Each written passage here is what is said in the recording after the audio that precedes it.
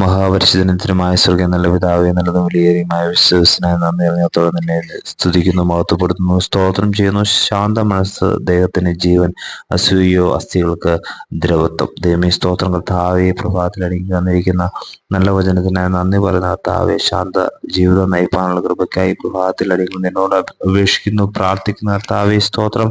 ദൈവമേ ഹാലലുയ, അടിയങ്ങളുടെ ജീവിതത്തിൽ കർത്താവ് പലപ്പോഴും ദൈവമേ മുൻപും കോപങ്ങളും ഹാലലുയ സ്തോത്രം മറ്റുള്ളവരോട് അസൂയയും ഒക്കെ കർത്താവ് അടിയങ്ങളുടെ ജീവിതത്തിൽ ദൈവമേ അത് നിന്റെ സന്നിധിയിൽ വരുമ്പോൾ അത് പാപമായി തീരുന്നതെന്ന് ഞങ്ങൾ അറിയുന്നു. കർത്താവെ സ്തോത്രം.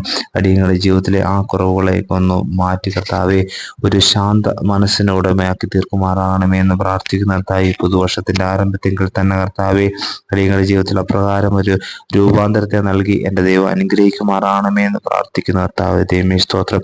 ശാന്ത മനസ്സിന് ഉടമയായി തീർന്ന കർത്താവെ, അടിയങ്ങളുടെ ജീവൻ ഹാലലിയ അദ്ദേഹത്തിന് ജീവൻ ലഭിക്കത്തക്ക നിലയിൽ ഹാലലിയ സ്തോത്രം ആത്മീയമായിട്ടൊരു ചൈതന്യം അടിയങ്ങളുടെ ജീവിതത്തിൽ ലഭിക്കത്തക്ക നിലയിൽ കർത്താവ് ഞങ്ങളെ അനുഗ്രഹിക്കുമാറാകണമെന്ന് പ്രാർത്ഥിക്കുന്നു. പ്രാർത്ഥന കേട്ടിരിക്കുക. സ്തോത്രം. യേശു ക്രിസ്തുവിന്റെ നാമത്തിൽ ആമേൻ.